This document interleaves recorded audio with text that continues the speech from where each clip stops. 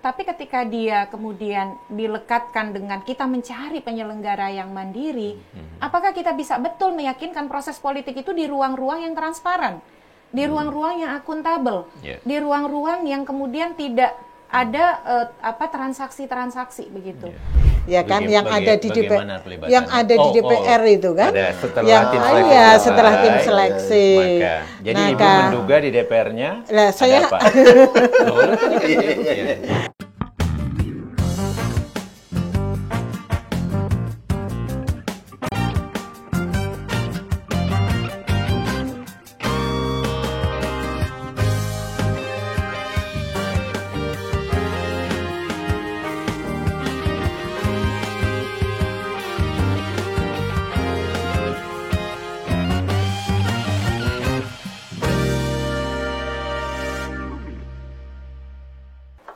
Assalamualaikum warahmatullahi wabarakatuh. Selamat pagi, selamat siang, selamat malam. Kapanpun Anda menyaksikan podcast NetGrid Election Integrity. Tribuners, teman NetGrid, warga pemilih, hari ini kita akan mendiskusikan kemandirian penyelenggara pemilu dengan para narasumber yang luar biasa. Kali ini kuota kita di atas 30% afirmasi perempuan. Tentu dengan host yang sudah tidak asing lagi di dunia kepemilian kita, Bapak Adran Hafiz Gumai. Yang tidak asing itu yang ini. Bersama dengan Mbak Titi Anggraini dari Perludem. Dan juga dengan senior saya, Bu Endang Sulastri, dari UMJ. Sekaligus, nah ini yang paling penting, kenapa beliau kita hadirkan hari ini. Mantan tim seleksi calon anggota KPU dan Bawaslu Republik Indonesia. Nah, kira-kira kita mau nanya, Bu, hasil pilihannya Bu Endang dulu ini orang-orangnya cukup mandiri nggak nih? Nah, teman-teman sekalian, kita akan memulai perbincangan kita hari ini, dan saya persilahkan senior kita untuk nanya duluan. Silakan Pak Adar. Lempar bolanya sangat luar biasa ya Pak ya. Ini hebatnya Mas Arief kita. Iya. Baik, terima kasih banyak Mas Arief. Jadi hari ini kita mengangkat topik yang kami berpandangan atau punya pandangan sangat penting, sangat dasar. Nah, tetapi tentu bantu agar para penonton Netflix kami ini paham. Ya. Jadi sebetulnya kemandirian itu seberapa pentingnya di penyelenggara, dan kira-kira apa yang akan terjadi kalau kemandirian ini bermasalah di penyelenggara kita gitu. Nah, silakan yang mana saja nih. Mungkin Mbak Titi dulu ya mainannya. Oke, yang muda dulu ya.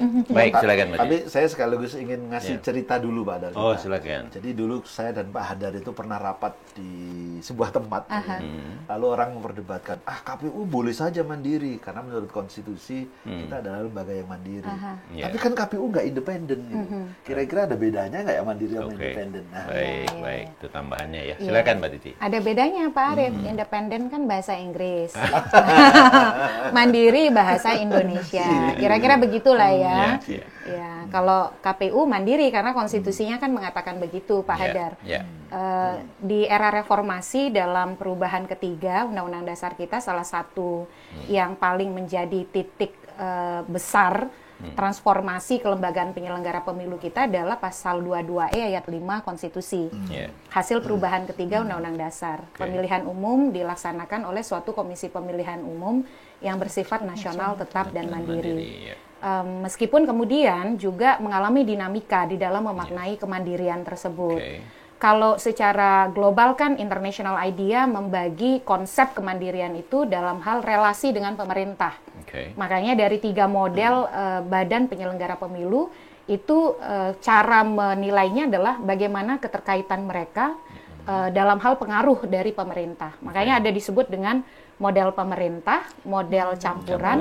Dan model independen begitu ketika dia terlepas dari pemerintah. Nah, di Indonesia yang unik itu melampaui hal itu karena ternyata non partisan itu menjadi hal yang sangat krusial dalam perkembangan pemilu Indonesia, terutama pasca 99.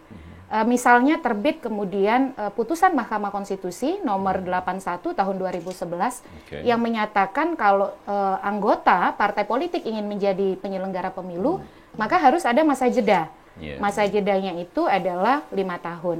Jadi kalau boleh bicara konteks Indonesia, kemandirian itu salah satu faktor krusialnya adalah bagaimana dia terbebas dari anasir-anasir politik partisan. Jadi dia menjadi penyelenggara pemilu yang mandiri, salah satu variabel utamanya terbebas dari anasir politik partisan. Nah, baru-baru ini saya juga membaca jurnal yang ditulis oleh Holly Ann Garnett. Di dalam jurnal itu dia menyatakan bahwa ternyata salah satu prediktor yang paling menentukan pemilu integritas adalah kemandirian penyelenggara pemilu atau integritas penyelenggara pemilu. Jadi sangat penting ya. Betul. Karena kenapa dia mengatakan begitu? Hal itu akan berimplikasi pada satu, kepercayaan terhadap proses pemilu itu sendiri. Ketika KPU-nya mandiri, maka dia akan membawa implikasi kepada keyakinan bahwa pemilu itu diselenggarakan secara berintegritas dan kemudian meningkatkan kepercayaan pada proses pemilu, dan pada akhirnya dia juga berkontribusi pada penguatan legitimasi pemilu itu sendiri. Nah. Jadi intinya pemilu akan percuma gitu ya, udah keluar biaya, waktu, semua berharap, tapi kalau penyelenggaranya tidak mandiri, itu akan gagal, kira-kira intinya kan begitu pemilunya. Minimal kalaupun KPU-nya meyakini dia mandiri, tetapi kalau publik melihat dia tidak mandiri, sulit untuk kemudian kita meyakinkan bahwa pemilu itu sudah berjalan dengan berkualitas, Pak Hadar. Jadi tambah sulit lagi karena ini persepsi publik kan yang ikut juga di sana. Betul. Gitu. So tadi Mas Arief Nah, kalau saya mungkin silakan. Merespon apa yang disampaikan Mbak Titi, saya mau nanyakan sama Bu Endang. Nah, kira-kira hasil seleksi kemarin itu memenuhi kriteria yang disampaikan oleh Mbak Titi nggak gitu loh? Ya, Mbak. Gimana?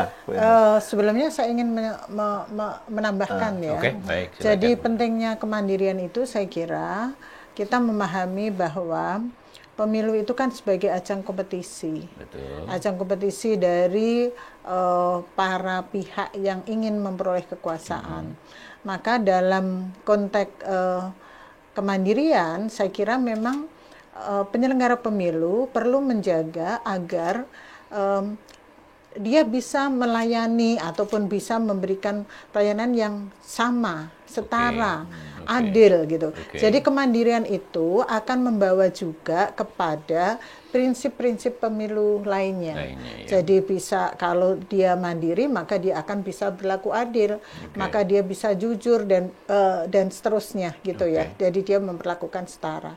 Kalau kemandirian tadi yang dikatakan, kalau kemandirian itu tidak ada, maka dengan sendirinya pemilunya akan dipertanyakan gitu, karena berarti penyelenggara pemilu itu sudah ada keberpihakan tadi ya, anasir-anasir itu. Nah, kemudian kalau ditanya terkait dengan hasil seleksi yang lalu, kita tentu memiliki memiliki indikator-indikator di dalam proses itu. Nah, proses-proses bagaimana kita bisa menghasilkan pemilu penyelenggara pemilu yang mandiri itu kan kita lakukan dalam berbagai tahap.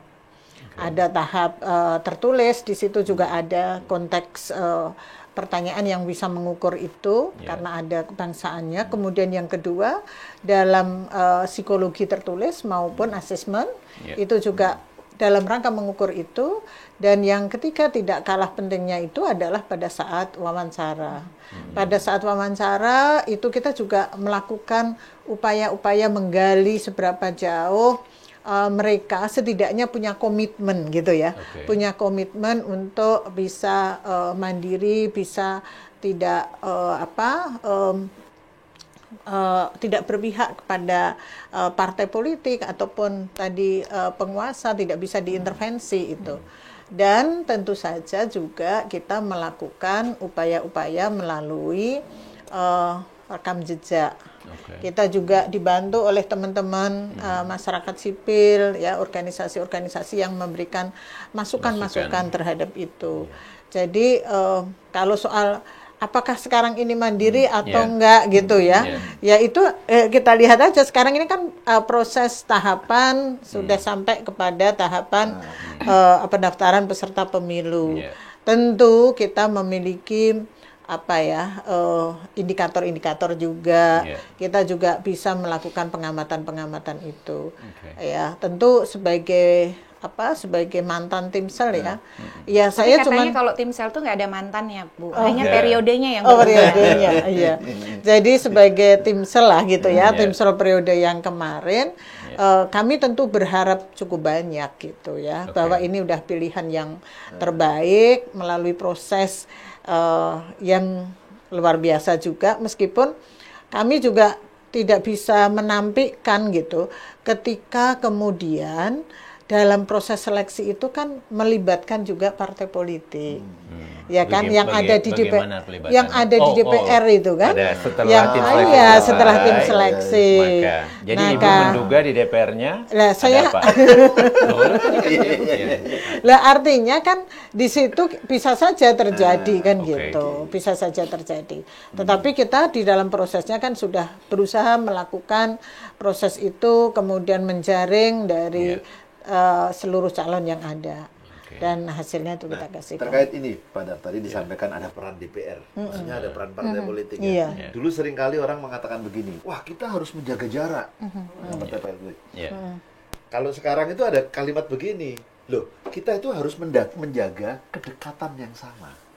Jadi bukan menjaga jarak yang sama, tapi agak beda gitu. Beda ya. Jadi artinya bahwa dekat itu nggak ada masalah ya. Dekat itu tidak ada masalah. Ini saya mau bicara Mas Arif ya, Pak Hadar. Jadi suatu saat kemarin saya menyampaikan materi juga gitu ya, materi tentang etika penyelenggara pemilu.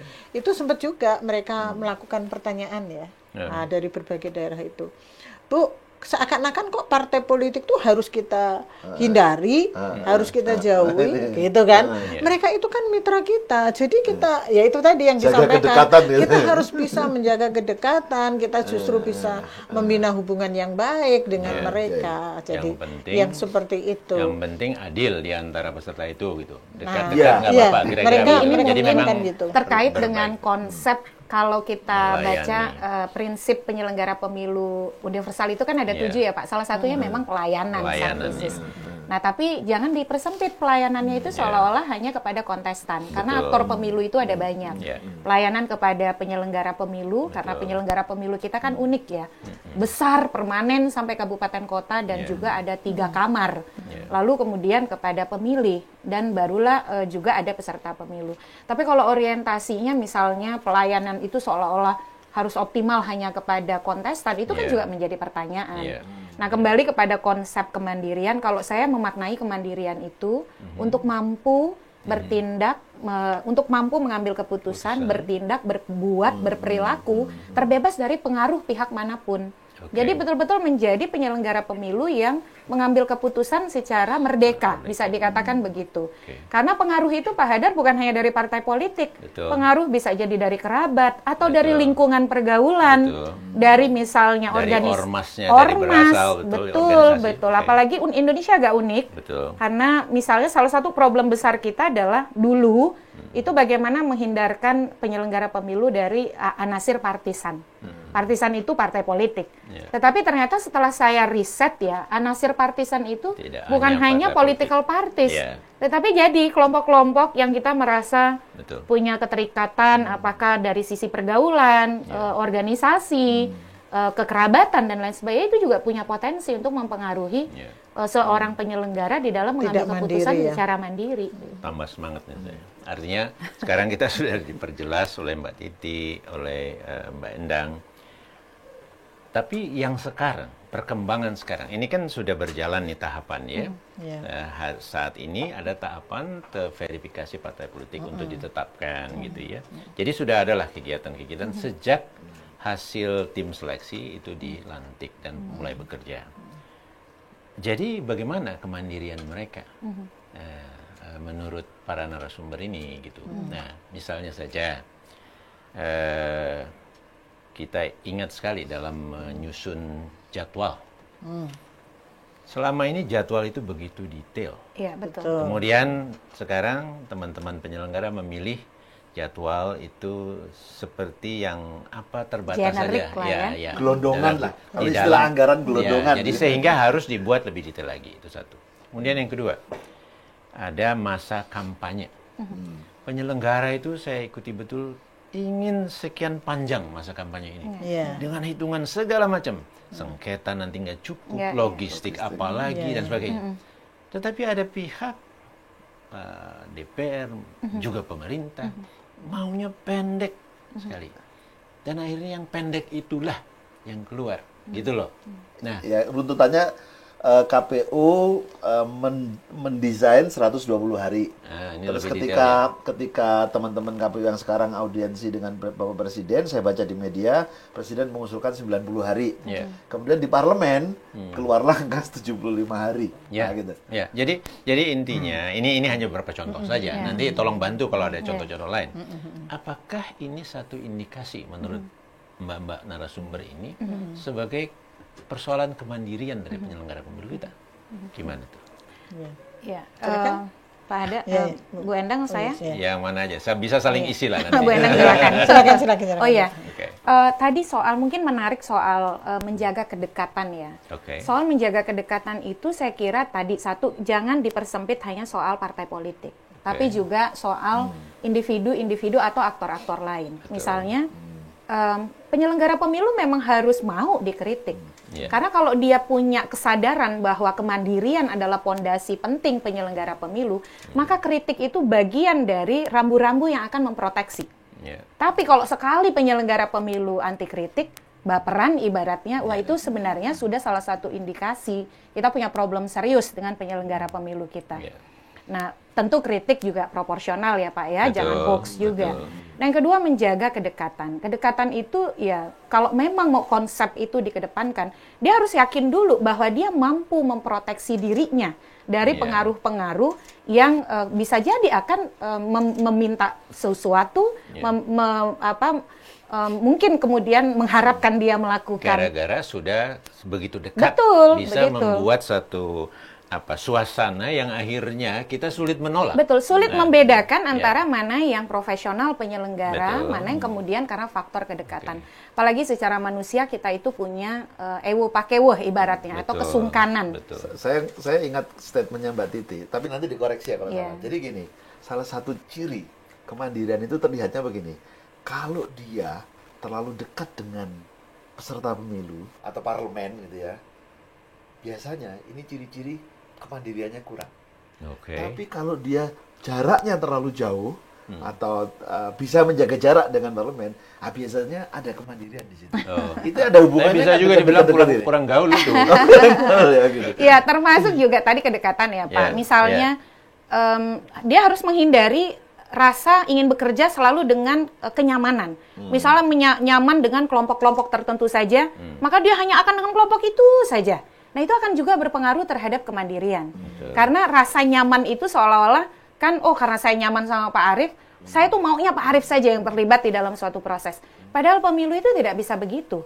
Pemilu saja prinsipnya one person, one vote, one value. Artinya melibatkan semua, inklusivitas. Jadi memang soal nyaman itu lagi-lagi personal, tetapi inklusif itu sesuatu yang parameternya jelas gitu. Nah itu saya ingin mengawali dari situ dijawab. Pak. Baru mengawali. Mau menjawab yang tadi. Nggak sabar. Terusnya nggak sabar. Ini kan kita menekuni pemilu, kita semua bukan 1-2 tahun ya. Kita mengikuti dari Bu Endang penyelenggara pemilu 2007-2012. Pak Arief sudah di Unfrel bersama University Network. Betul, tahun 1998 jangan-jangan Mas Arief. Kita kan bisa membandingkan antara satu periode dengan periode lainnya. Memang soal jadwal ini ada dua pemikiran. Saya pernah juga mendengar salah satu pakar hukum menyatakan, kalau saya jadi KPU, saya mau bikinnya itu general saja. Karena supaya kalau saya merubah-ubah itu tidak jadi persoalan. Nah, tetapi kalau saya aliran yang agak lain, saya aliran yang mengatakan bahwa Pemilu demokratis itu kalau disederhanakan adalah predictable procedure and predictable result. Dan sudah jelas dari awal jauh-jauh hari kan begitu. Itu yang namanya kalender elektoral. Betul. Kalau kalender elektoral itu kan jelas 1 hari berapa jam, 1 minggu berapa hari, 1 bulan berapa minggu atau berapa hari begitu. Hari kerja atau hari kalender kan gitu juga. Kira-kira begitu. Apalagi undang-undang pemilu kita sebenarnya kalau dari kita baca pasal per pasal itu menghendaki suatu prosedur yang terprediksi dengan tepat. Yang agak unik salah satu ilustrasi Pak Hadar, saya ditanya caleg, Mbak Titi, kapan sih sebenarnya DCS itu keluar? Mengapa dia bertanya begitu? Karena saya harus memastikan bahwa saya tidak berkampanye di luar jadwal. Dan sekarang itu harus menunggu peraturan yang terkait keluar dulu gitu untuk bisa detail kan? Nah, saya jawab, kalau dari sisi jadwal itu hanya ada 2 program utama yang atau agenda ya kalau disebutnya. Kan sekarang itu tahapan dan program, bukan agenda, malah program. Tahapan, program dan kegiatan. Tidak ada tahapan dan program saja Pak, hanya 2 itu. Sekarang Jadi hanya ada 11 tahapan yang diatur dan itu dimulai 24 April. Kenapa? Dia bilang saya tidak bisa dapat kepastian itu. Saya bilang jangan marah sama saya, karena saya bukan penyelenggara. Nah, jadi dari sana sebenarnya bukan hanya soal kemandirian, tapi juga soal kompleksitas teknis yang dimunculkan. Karena akhirnya semua pihak sulit untuk bergerak secara pasti. Kalau tidak salah, bisa dicek sama host di sebelah ini.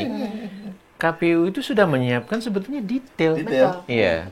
Dan sekarang akhirnya diputuskan tidak gitu kan. Dengan PKPU 3 ya. Dan itu menjadikan juga kesulitan bagi penyelenggara pemilu di tingkat bawah juga sebenarnya. Jadi mereka juga untuk membuat program kegiatan itu menjadi sangat sulit juga. Jadi artinya tadi yang disampaikan oleh Mbak Titi, konteks kedekatan proses pelayanan itu semestinya kan diberikan kepada semua orang, termasuk bagaimana kemudian bisa memastikan, itu kan sebagai salah satu contoh tadi dalam konteks kemandirian kan, memastikan bahwa tahapan yang dibuat itu memang betul-betul bisa menjamin artinya kepastian hukum lah gitu ya, kepastian hukum. Nah, jangan karena dalam tanda kutip tadi, karena misalnya pengaruh dari pemerintah, pengaruh dari partai politik gitu kan, hanya untuk atau kepentingan-kepentingan saat dari penyelenggara pemilu di tingkat pusat, kemudian itu tidak dilakukan secara detail. Orang mengontrolnya juga sangat susah. Jadi sulit ya. Jadi banyak dan itu banyak persoalannya ya, banyak mudaratnya apa istilahnya begitu ya. Dari sebenarnya tradisi kita Pak Hadar, kalau kita lihat jadwal kegiatan pemilu dari pemilu 2004 itu kan berupa masih keputusan ya, kan kita sudah detail. Jadi sudah detail setiap tahapan itu ada programnya dan ada jadwalnya. Lalu dilanjutkan pemilu 2009, pemilu 2014, 2019. Dan pemilih kita sudah dan juga kontestan sudah terbiasa untuk mengkalkulasi tahapan-tahapan itu sejak awal. Jadi prosedurnya kita paham. Nah, tapi kalau sekarang kan kita harus menunggu satu peraturan lagi, menunggu satu peraturan lagi. Dan sering kali peraturan itu harus menunggu DPR karena harus konsultasi. DPR sedang reses. Jadi nanti nunggu lagi ya dan seterusnya gitu. Nah, ini kan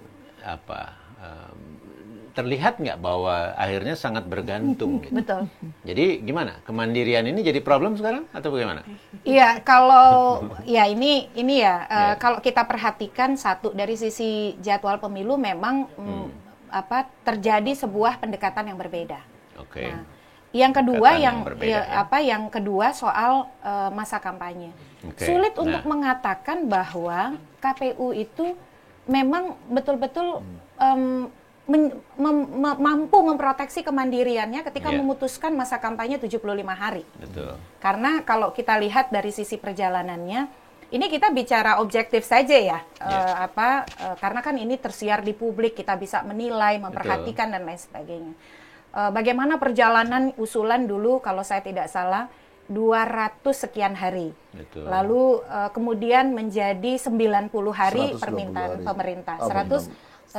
KPU sudah mendesain dari Awalnya 200, ya itu kan di pemilu 2014 menjadi 120 hari. 120 hari. Dan semua itu ada pertimbangan Ya. yang Betul, sangat ada penting kan, kalkulasinya. kalkulasi yang Ya, rasional betul, gitu kan. betul. Tapi akhirnya Tadi kan kita melihat bahwa proses kemandirian itu kan dari contoh kasus ya, contoh kasus dengan penyusunan tahapan, kemudian penyusunan aturan-aturan KPU yang sebenarnya MK sendiri sudah memutuskan bahwa itu tidak sifatnya mengikatkan gitu ya. Konsultasi sama Presiden dan DPR itu sama dengan konsultasi kepada publik iya, sebenarnya wajib juga ya, Bu. begitu ya, sebenarnya itu. Kemudian kita melihat dari proses penetapan hari kampanye, waktu kampanye itu kemudian kita seakan-akan kok memang KPU tidak mandiri gitu, tidak mandiri. Itu kan dari kasus itu.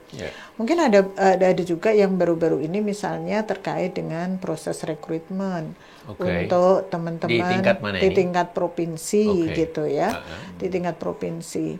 Yang baru selesai ini Bawaslu.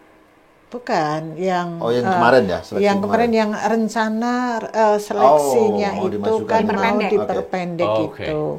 Memang kita kan sebenarnya dulu kan ada usulan ya.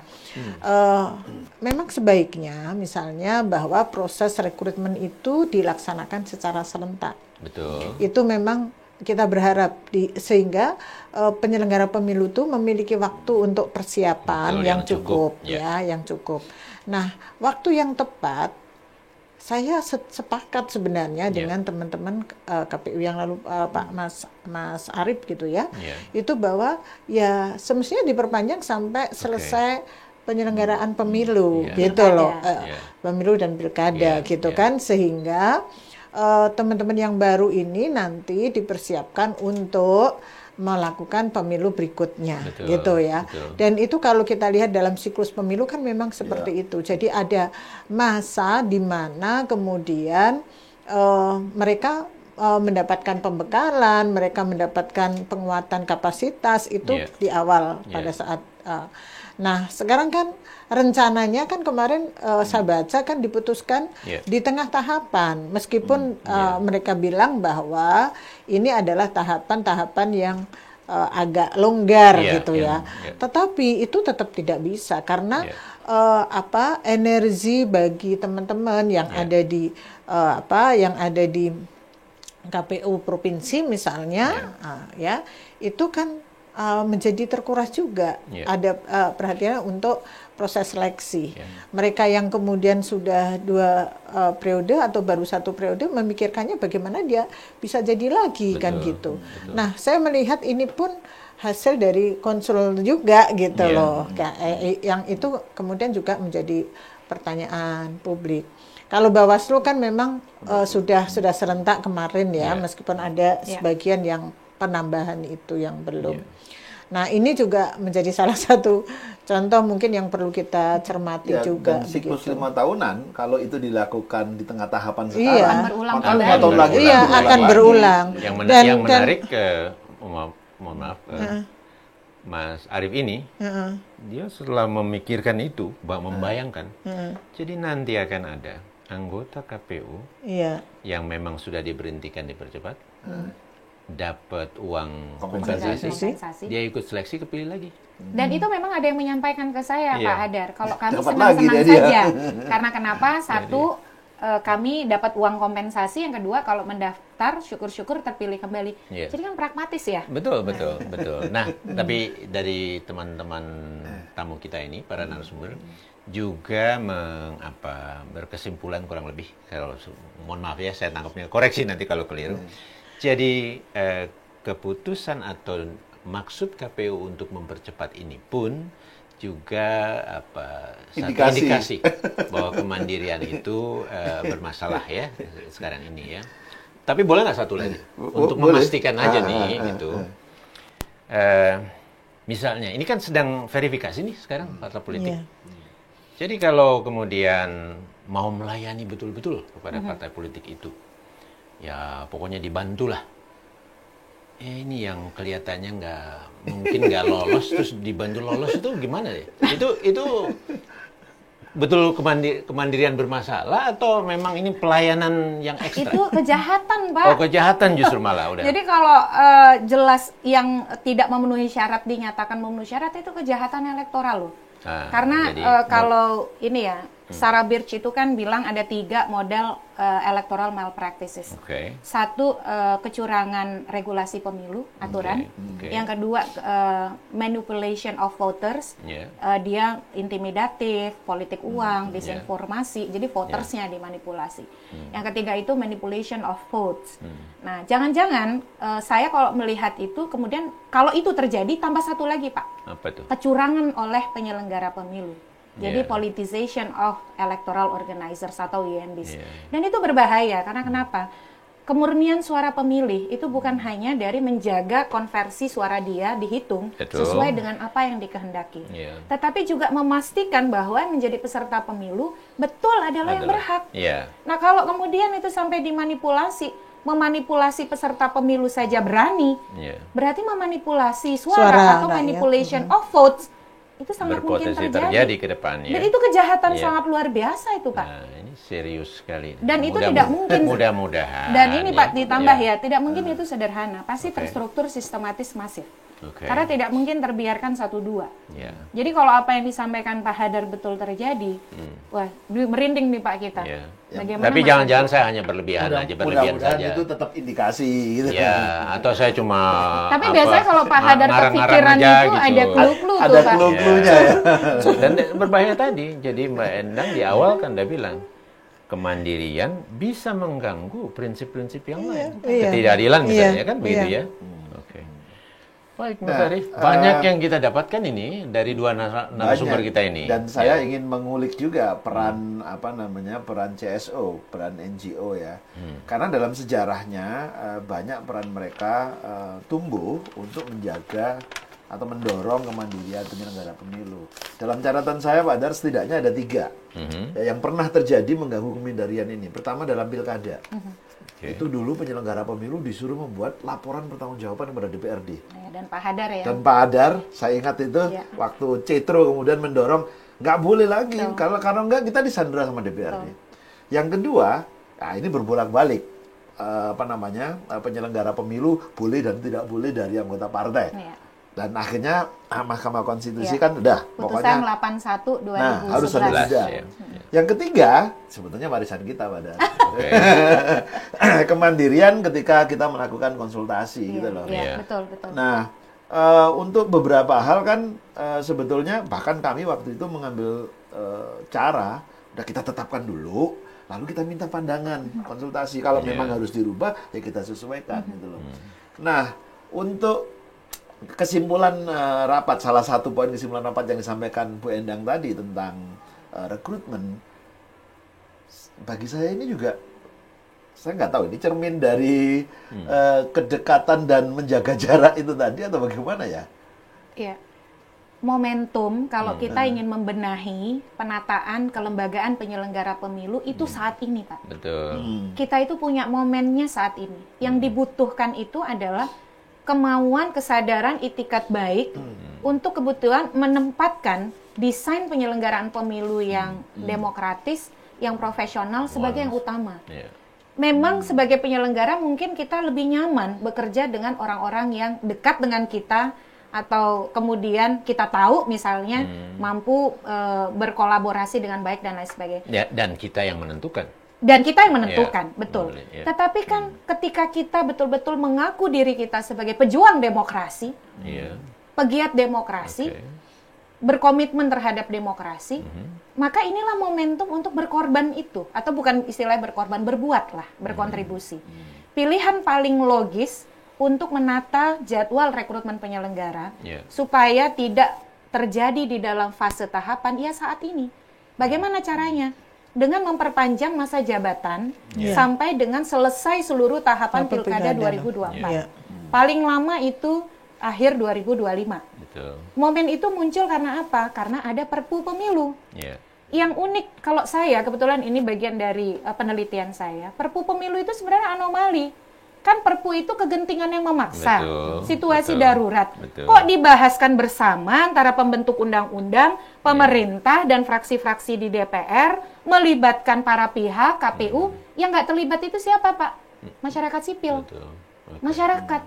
Semua aktor-aktor negara ada, tapi kemudian masyarakatnya tidak ada. Kalau kita baca sirkulasi Perpu, ada pandangan fraksi ini, pendapat KPU.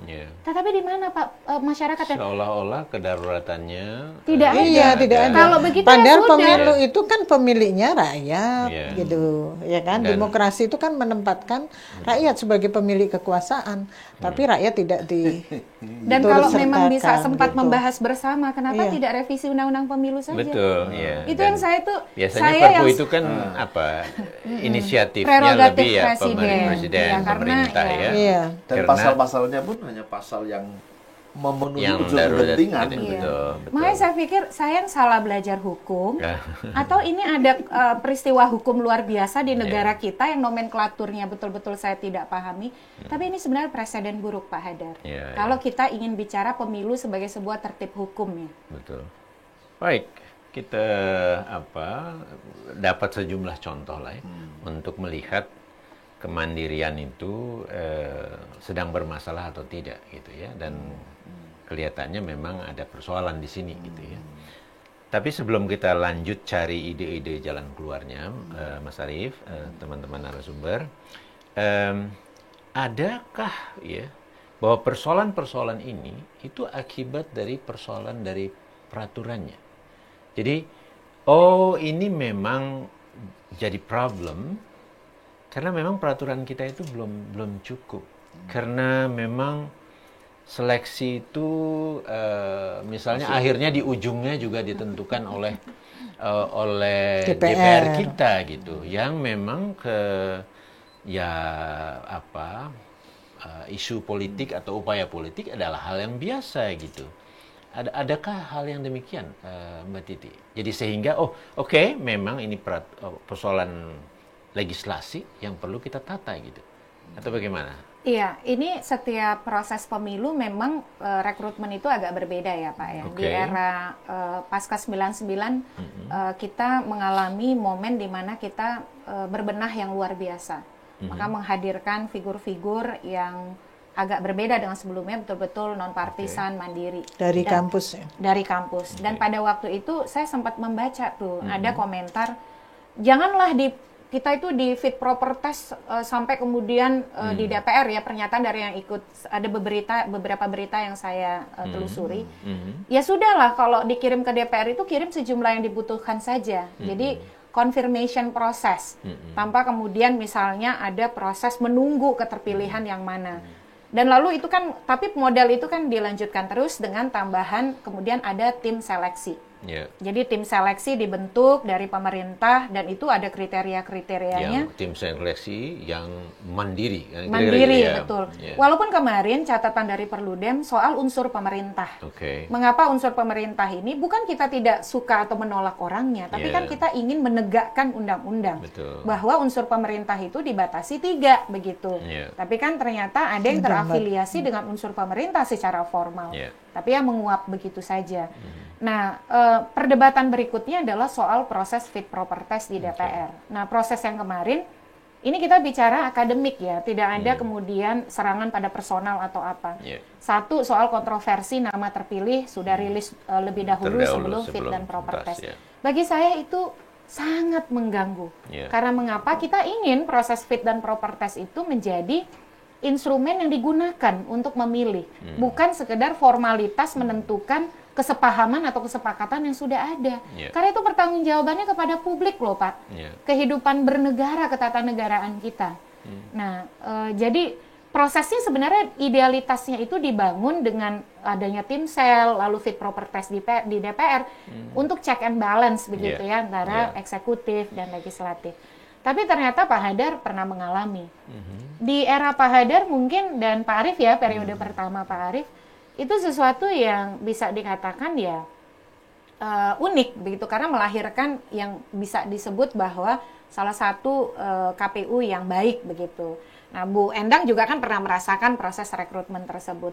Jadi, tetapi harus diakui dalam proses di DPR itu berlangsung, saya mengetahui dan melihat ada komunikasi-komunikasi politik itu begitu. Karena bahkan ada yang menyatakan ini sesuatu yang wajar karena ini adalah proses politik. Saya berpikir oke, proses politik, tapi ketika dia kemudian dilekatkan dengan kita mencari penyelenggara yang mandiri, apakah kita bisa betul meyakinkan proses politik itu di ruang-ruang yang transparan, di ruang-ruang yang akuntabel, di ruang-ruang yang kemudian tidak ada transaksi-transaksi begitu. Nah, di situ memang melahirkan gagasan misalnya apakah proses di DPR itu harus berupa seperti sekarang ataukah seperti confirmation proses begitu ya, dan ataukah misalnya proses timsel yang kalau saya soal CAT itu agak kurang setuju tuh Pak Hadar. Saya mau konfirmasi itu, sebenarnya perdebatan kita kan seolah-olah ini proses akhirnya aja yang nggak baik gitu ya. Saya mau tanya sama Bu Endang, jangan-jangan proses awalnya juga nggak baik gitu loh. Tapi ini boleh dijawab boleh nggak ya? Gitu loh. Jangan-jangan sejak di timsel itu kepentingan politik itu jangan-jangan sudah menggema juga di situ ya. Iya. Kalau ini bukan jangan dijawab, saya ingin dijawab sebetulnya. Iya boleh. Ya sebenarnya kan begini ya, kita kalau mau dibilang bahwa ada bukan intervensi ya, ada misalnya semacam titipan secara pribadi dengan saya itu tidak ada. Ya, secara pribadi betul. Saya tidak ada titipan dari partai politik manapun, kemudian yang menginginkan si A, si B untuk menjadi calon. Ya. Kemudian proses ini memang agak, menurut saya pengalaman saya yang agak memilukan gitu ya. Memilukan dalam arti begini. Ketika kemudian teman-teman menghendaki CAT itu bisa terbuka, ternyata itu kemudian tidak bisa terbuka, ya tidak bisa terbuka karena memang ada proses yang harus dilakukan modern test dan seterusnya gitu ya. Itu yang menjadikan judulnya bagus, modern test. Ya misalnya seperti itu. Tetapi di dalam proses-proses tahapan ketika kemudian kita rapat itu semuanya didasarkan pada hasil yang ada gitu. Nah soal hasil yang ada itu tadi apakah terbuka atau tidak tadi ya, ya itu yang memang peserta pada waktu itu kan memang tidak bisa melihat. Terus keseluruhan itu juga kemudian ditampilkan aja memang keseluruhan dari timsel itu. Walaupun publik tidak bisa melihat atau bahkan peserta sendiri pun tidak bisa melihat. Di tingkat timsel juga. Kalau untuk CAT ya kita melihatnya itu sudah ada hasil gitu. Jadi yang melihat memahami adalah yang memproses. Gitu, atau mungkin bagian dari timsel yang mengurusnya ya, kira-kira begitu. Padahal Bu Endang ini kan punya pengalaman jadi tim seleksi KPU provinsi. Yang Iya. CAT-nya itu begitu diklik langsung semua orang bisa lihat gitu loh.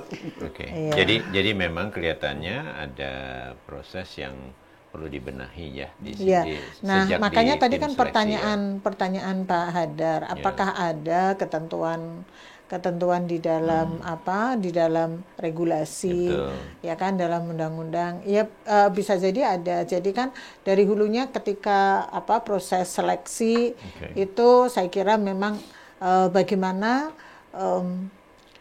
kita bisa melakukan semacam kayak timsel itu kemudian benar-benar bisa dipastikan bekerja secara independen, ya. Kita ingat pada pemilu 2009 ya, pemilu 2007 zaman saya, itu dulu timsel itu juga mewakili beberapa unsur gitu loh. Ya kan, ada unsur dari DPRD, ada unsur dari pemerintah, begitu kan? Dari untuk pemerintah untuk provinsi ya. Tapi itu bisa kita hilangkan.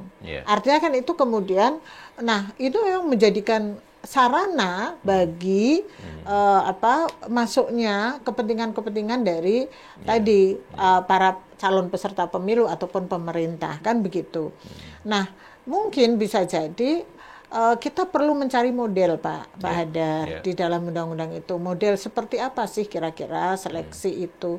Kalau persyaratan kan sudah ada ketentuan dari MK juga, sudah dibatasi dan itu cukup bagus kan? Artinya jangan partisan. Malah sekarang itu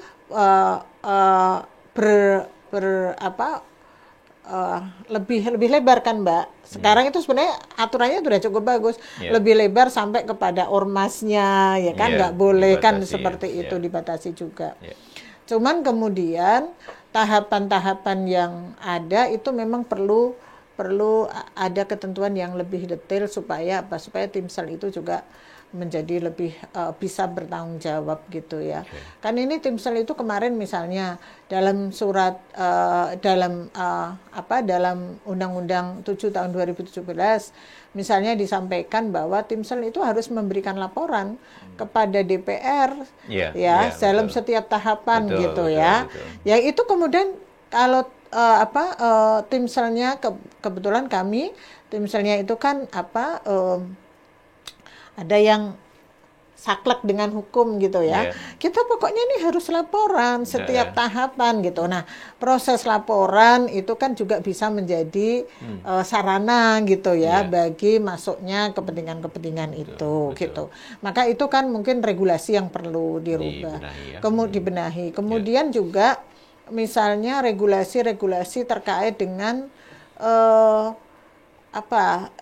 etik ya. Etik itu kan cuman sangat sedikit, cuman berapa pasal di dalam Undang-Undang 7 tahun 2017 gitu ya. Semuanya itu diserahkan sepenuhnya kepada DKPP. Gitu ya. Aturannya apanya itu diserahkan pada DKPP. Sehingga menurut saya kalau memang mau ya lebih didetailkan misalnya begini, ketika ada sanksi. Sanksi itu kan bisa 3, bisa apa? Untuk menjaga yang pengawasan dari dari jabatan yang lebih tinggi misalnya ya, itu maka kemudian sanksi itu juga harus ibaratnya kalau kita melihat di dalam institusi-institusi lain ya, ini supaya melihat bahwa proses pembinaan itu dilakukan begitu, maka sanksi itu juga mungkin satu tingkat di atasnya atau seperti apa itu harus ada gitu. Jadi seperti itu. Ya, itu saya kira juga perlu menjadi perhatian karena di dalam Undang-Undang 7 2017 itu memang aturan tentang penegakan etik itu sangat sedikit. Kalau nggak salah cuman 4 atau 5 pasal gitu dan itu hanya menentukan tentang itu. Diserahkan kepada DKPP begitu kan. Nah, seperti itu. Misalnya pengaturan tentang gini Pak Hadar. Seandainya nih ada saya sebagai KPU provinsi atau KPU kabupaten kota melihat KPU RI atau KPU kabupaten melihat KPU provinsi melakukan hal yang tidak benar, itu kan kita nggak mungkin gitu loh bisa melaporkannya gitu. Ini contoh. Kenapa nggak mungkin? Iya, keberanian, ketakutan itu bisa. Makanya kemudian harus ada ranah di situ, ada perlindungan atau seperti apa. Nah ini kan tapi misalnya seperti itu. Ini menarik ya yang disampaikan Bu Endang ya. Di undang-undang itu mengatakan penyelenggara pemilu. Itu kan ada 3. KPU, Bawaslu dan DKPP. Undang-undangnya mengatakan bahwa penyelenggara pemilu artinya 3-tiganya ya. Itu bersifat nasional tetap dan mandiri. Artinya DKPP-nya juga harus mandiri gitu. Nah, kalau proses seleksi KPU dan Bawaslu ada Timsel, lalu sampailah ke parlemen. Kalau ini kan bahkan tidak ada Timsel, udah ada dari pemerintah, DPR, ada dari DPR. Ini gimana? Jangan-jangan yang malah yang nggak mandiri, yang diperintahkan untuk menegakkan kemandirian gitu loh. DKPP-nya gitu. Oke, ya itu menjadi pertanyaan juga boleh buat kita. Tapi kembali dulu seleksi tadi atau peraturan yang perlu diperbaiki. Karena tadi ada istilah konfirmasi atau apa. Kalau saya pertama, saya banyak ngobrol dengan orang-orang yang terlibat dengan proses menemukan konsep seleksi seperti sekarang. Kalau menurut saya mencari anggota KPU itu kan mencari seorang demokrat. Bukan berarti aktivis partai ya Pak, tapi memang komitmen demokrasinya itu paripurna. Karena dia berhadapan dengan aktor politik nasional, orang yang akan menjadi presiden, anggota DPR.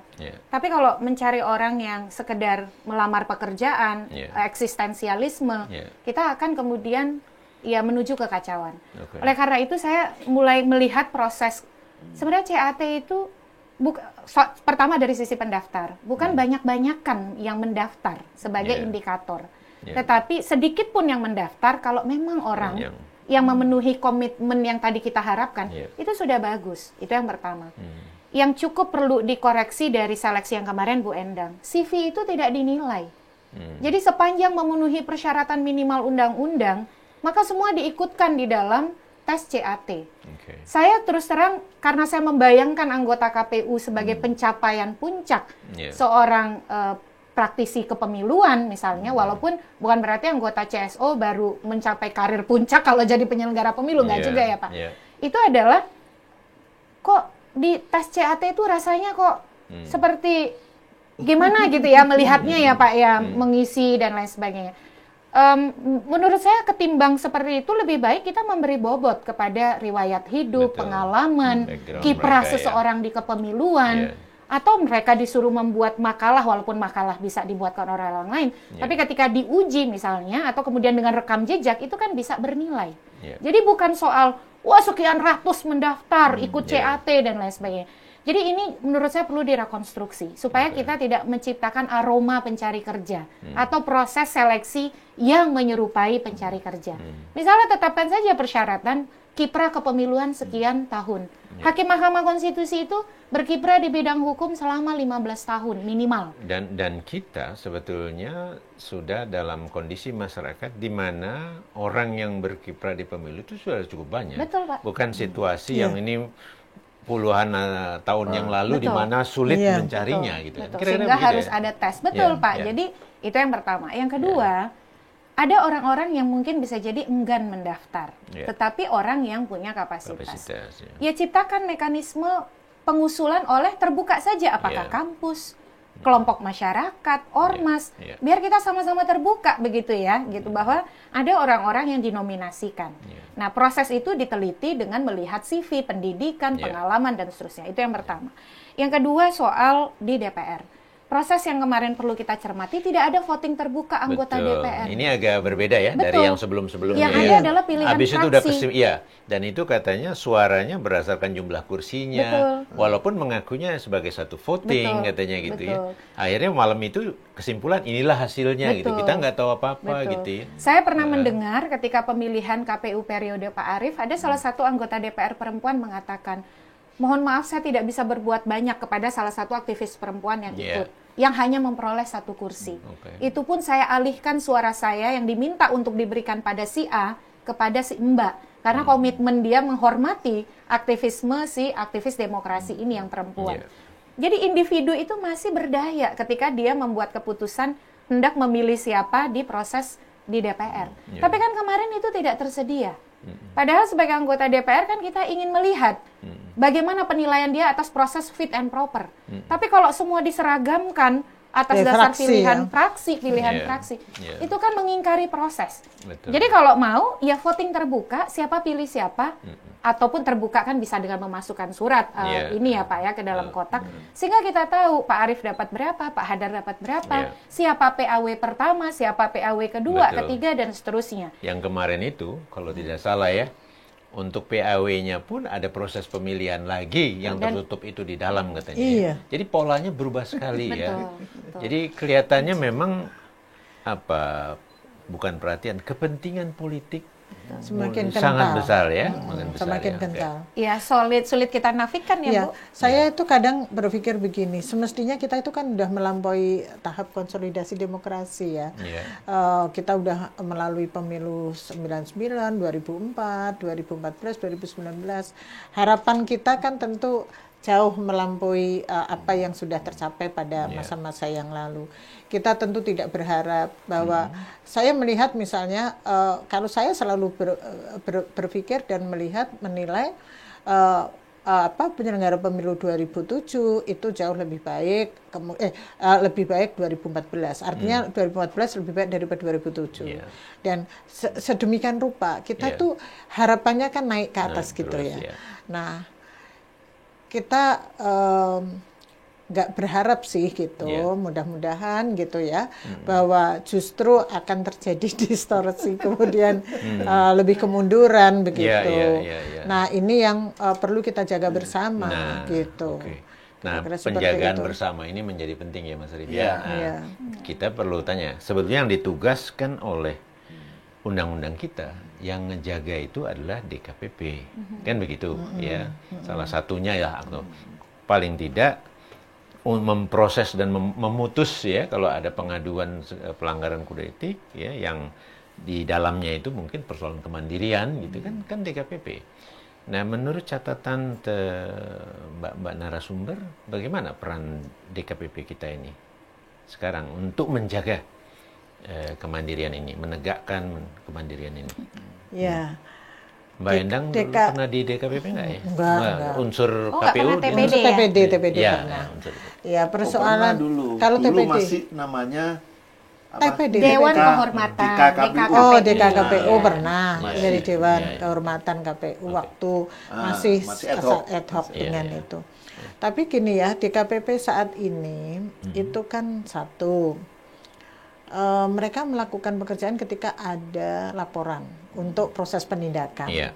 Jadi pasif lebih menunggu ya. Lebih pasif. Misalnya nih, sekarang nih ada diskusi semacam ini, kemudian ada indikasi-indikasi yang Mas Hadar sampaikan, kemudian Mas Arif sampaikan, kan DKPP tidak bisa bertindak lebih jauh, berinisiatif ya itu kan menjadi itu. Kemudian yang kedua, memang kalau kita lihat upaya-upaya pencegahan ya itu harus banyak dilakukan oleh DKPP. Tetap dengan mengingatkan, dengan memberikan masukan ya itu bisa dilakukan sebenarnya. Ya bisa dilakukan. Misalnya kemudian saya melihat di situ. Kemudian di satu sisi kemarin juga kita sampaikan misalnya DKPP itu tidak perlu meluas putusan-putusannya itu, kemudian hal-hal yang semestinya bukan dalam rangka penegakan etik gitu, etik penyelenggara, tetapi kemudian justru malah menjadi urusan. Nah, jadi ada keramaian tersendiri. Ada keramaian tersendiri itu. Ya itu. Mungkin Mbak Titi bisa menambahkan ya. Kalau dari sisi kelembagaan kita ini kan nggak ada duanya ya Pak ya. Apa sih yang tidak ada di Indonesia? KPU, Bawaslu, DKPP, the one and only in the world. Jadi mungkin udah waktunya juga kita menciutkan lagi nih. Sebagai sebuah siklus refleksi ya, mencari yang cocok, kenapa tidak? Betul. Ombudsman ada, Komisi Informasi ada, penyiaran ada, apa yang nggak ada gitu ya. Karena kecenderungan kita adalah, saya amati nih Pak, perkembangan lembaga-lembaga negara independen post reform. Pertama, kita berusaha mengadopsi lembaga-lembaga independen di negara lain yang dianggap berkontribusi besar pada demokrasi. Satu, itu. Yang kedua, ada kecenderungan lembaga-lembaga independen ini merasa kurang powerful. Sehingga dia terus ingin menguatkan lembaganya. Pergi ke Mahkamah Konstitusi salah satunya gitu ya. Karena dianggap bahwa dia kurang powerful dengan kewenangan yang ada. Atau yang ketiga, semua minta dimasukkan dalam konstitusi gitu. Nah, tetapi kan sebenarnya tidak melulu harus begitu. Satu, soal DKPP bukan bukan fungsi mengikuti orang, tetapi orang mengikuti fungsi sistem yang dibangun di suatu lembaga. Nah, menurut saya kalaupun boleh memberikan saran, DKPP itu harusnya fokusnya pada elemen integritas saja, profesionalitas, karena lembaga KPU Bawaslu kita ini nasional tetap mandiri, dia kan punya hierarkis. Profesionalitas itu ditegakkan internal. Kalau orang salah catat, ya dikoreksi dong. Kalau sudah dikoreksi, dilakukan pembinaan. Tidak perlu misalnya lagi diproses ke DKPP karena internalnya bekerja. Tapi kalau sudah soal integritas, kejujuran, keadilan, kemandirian, wah itu tidak ada ampun itu. Itu harus DKPP. Dan itu pun KPU, Bawaslu harus mau mengkoreksi jajarannya misalnya. Nah, supaya kenapa Pak? Karena profesionalitas itu sangat tipis sekali dengan administratif. Betul. Jadi kalau orang salah catat tanpa intensi berbuat kesalahan, bisa jadi karena pemilu yang rumit, kompleks, dia kemudian melakukan kesalahan. Betul. Menurut saya itu bisa dikoreksi dengan tindakan korektif. Betul. Dan lalu pembinaan oleh jajaran hierarkisnya. Nah, mungkin seperti itu yang perlu kita makin sinergikan dari penyelenggara pemilu kita ini, supaya karena putusan mahkamah selalu menyatakan 3 lembaga ini tidak ada yang lebih superior daripada yang lainnya. DKPP bukan peradilan, Bawaslu bukan peradilan. Mereka satu kesatuan fungsi penyelenggaraan pemilu turunan dari pasal 22E ayat 5. Untuk menjaga integritas pemilu. Pemilu yang luber, jurdil, demokratis. Sekarang penyelenggara kita itu di daerah masih takut nggak sama DKPP? Dulu kayaknya takut banget gitu loh sama DKPP. Kan yang pernah di DKPP kan nih. Kalau sama saya sudah saya kompori, nggak boleh takut sama siapapun. Takut sama Tuhan yang Maha Kuasa ya. Kamu takut kalau kamu tidak bekerja benar. Nah itu baru boleh takut. Itu. Tapi kan kita berharap sebetulnya supaya ini efektif kan, lembaga ini dibangun kira-kira begitu. Nah, tadi kan undang-undang memberi authority gitu ya kepada DKPP sebagai bagian dari yang menegakkan atau menjaga kemandirian. Ada nggak peran-peran dari pihak lain? Bagaimana mereka berperan dan seberapa kuat peran mereka gitu loh ya? Untuk menjaga kemandirian. Untuk menjaga kemandirian. Saya pikir kan semua pihak harus berperan nih. Parlemen juga harus berperan dong. Pemerintah juga harus berperan. Publik melalui teman-teman CSO juga harus berperan gitu loh. Apalagi secara internal ya. KPU RI ke KPU provinsi dan kabupaten kota, Bawaslu demikian juga, DKPP juga. Jadi bagaimana dan siapa sih yang sebenarnya punya power paling kuat untuk bisa ikut berperan serta menjaga kemandirian ini. Pemerintah bagaimana perannya, parlemen harus bagaimana gitu. Iya, kalau dilihat dari praktik global kan tadi model penyelenggara pemilu itu sejauh mana intervensi pemerintah ya Pak ya. Itu mau tidak mau itu menjadi penting. Karena apalagi di pemilu kita anggaran masih bersumber dari negara yang disalurkan melalui kelembagaan-kelembagaan yang ada. Jadi sangat mungkin kemudian itu juga menjadi salah satu faktor yang mempengaruhi kemandirian. Yang kedua, dan ini pernah terjadi loh. Iya. Waktu saya dan Pak Adra menjelang momentum Pilkada 2015. Betul. Anggarannya itu bukan hanya nggak dikasih, dibahas saja terlambat lah. Bukan tidak dibahas. Jadi saya waktu itu mewakili teman-teman mimpin karena Pak almarhum Husni sedang ke belakang atau apa gitu. Kalau gitu nggak usah kita teruskan pembahasan anggarannya. Terus saya jawab, oh enggak apa-apa Pak. Kalau tidak mau diteruskan, ya tidak apa-apa gitu. Karena saya yakin bahwa pembiayaan pemilu itu harus dibiayai oleh negara gitu. Jadi kalau salahnya siapa kalau kira-kira gitu. Saya ingat cerita itu ya. Teruskan Mbak. Iya, semua pihak benar seperti Pak Arief tadi punya kontribusi. Tapi saya percaya sebenarnya masyarakat yang well informed, yang kritis, itu menjadi penjaga terbesar dari proses demokrasi kita. Caranya gimana?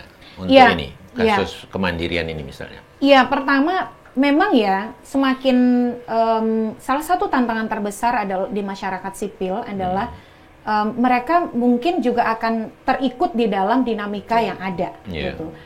Pakeweh, kesungkanan, keberanian itu akan terdampak. Tapi kalau bukan masyarakat sipil, lalu kita akan mengandalkan siapa lagi begitu. Betul, Jadi memang itu menjadi ujian terbesar dari masyarakat sipil. Tentu koreksi itu bisa dilakukan kalau pendekatan keadilan pemilu, satu ada korektif, satu ada punitif kan Pak.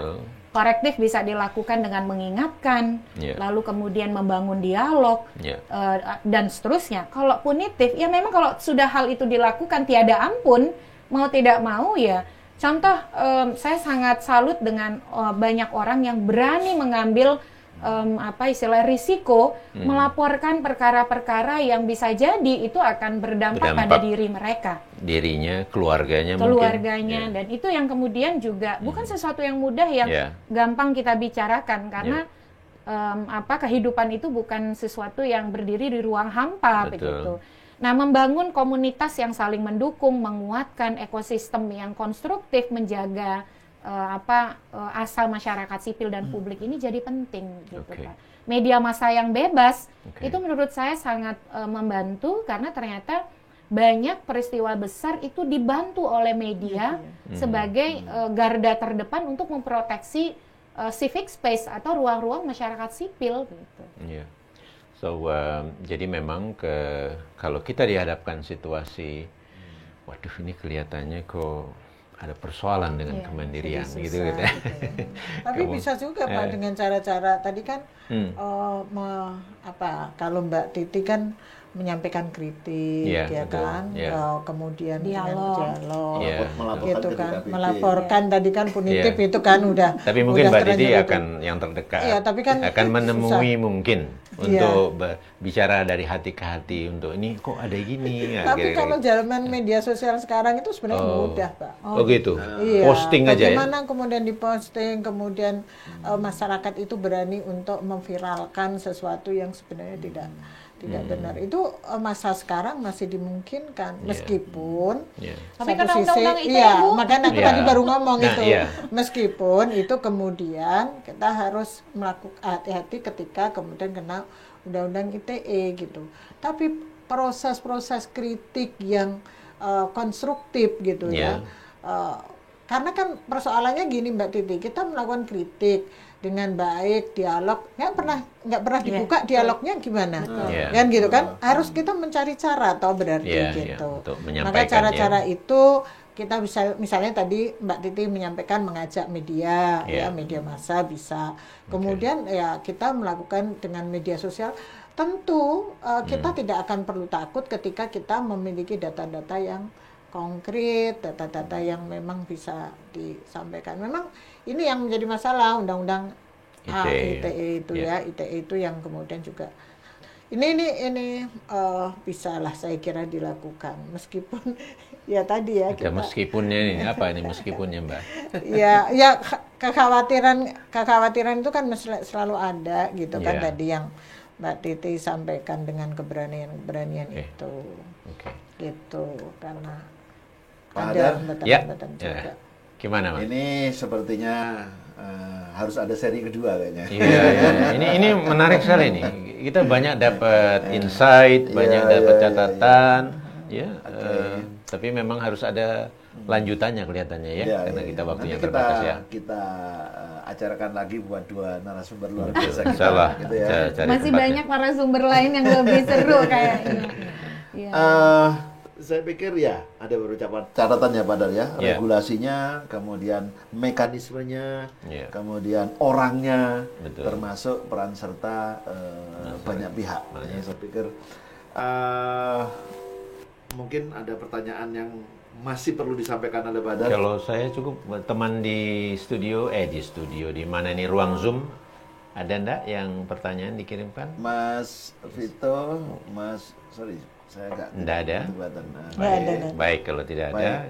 Kalau tidak ada, maka saya berikan kesempatan kepada Bu Endang dan Mbak Titi. Hal paling penting apa yang perlu disampaikan untuk menjaga kemandirian penyelenggara pemilu 2024?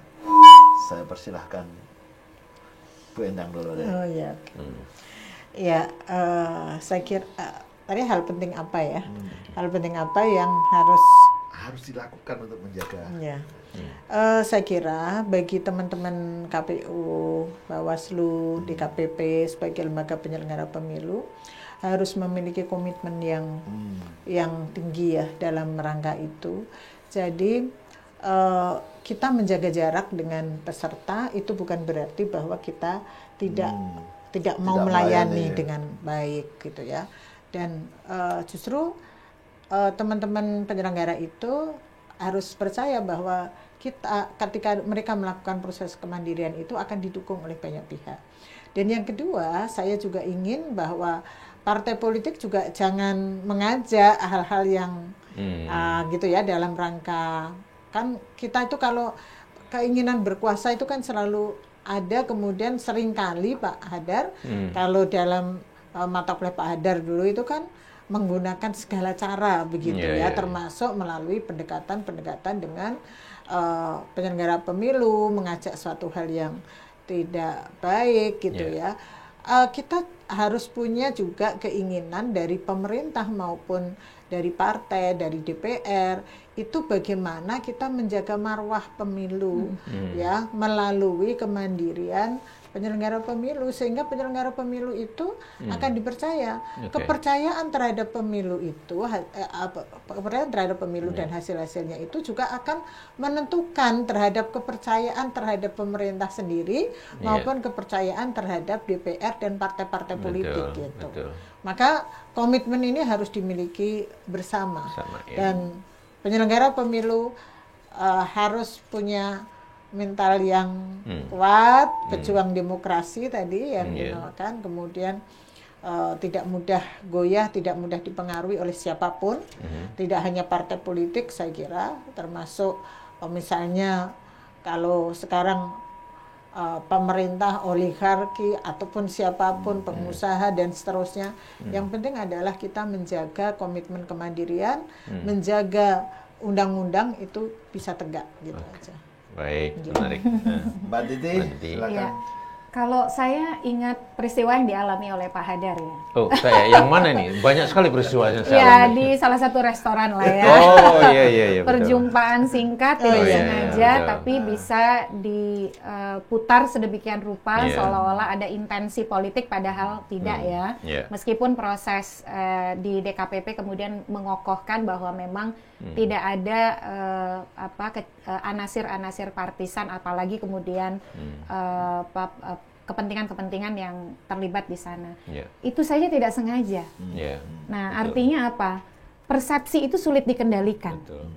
Karena sebagai penyelenggara pemilu dia berada di tengah pusaran kepentingan yang begitu besar dan kontestasi yang sangat kompetitif, maka akan lebih baik kalau ada kemampuan untuk menghindari potensi yang bisa menimbulkan persepsi. Betul. Sejak itu saya tidak pernah mau lagi ke tempat umum, ke restoran sendiri seperti itu gitu. Saya tahan diri gitu. Kalau ngopi-ngopi, Pak? Oh iya. Setelah selesai saya ngopinya banyak gitu ya. Tapi sebagai penyelenggara. Nah, artinya kemandirian itu sangat dekat dengan persepsi. Betul. Jadi kita mengupayakan optimal pun kadang-kadang persepsi itu terbawa karena terpengaruh intensi kompetisi yang kompetitif.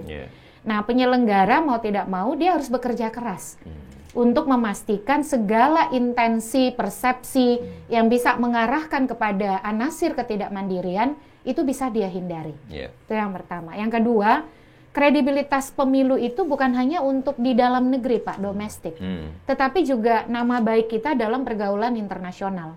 Karena kalau kredibilitas pemilunya bagus, itu kan akan melahirkan kepercayaan bahwa suatu negara mampu dikelola dengan baik sehingga ada optimisme soal misalnya kerjasama ekonomi, kerjasama antar negara dan seterusnya. Jadi dampaknya bukan hanya di internal, kita perlu juga berpikir dalam skala luas soal bagaimana kredibilitas negara kita. Nah, menjadi penyelenggara pemilu itu sebuah profesi mulia. Bagaimana kemudian dia menjadi duta atau ambasador nilai-nilai demokrasi.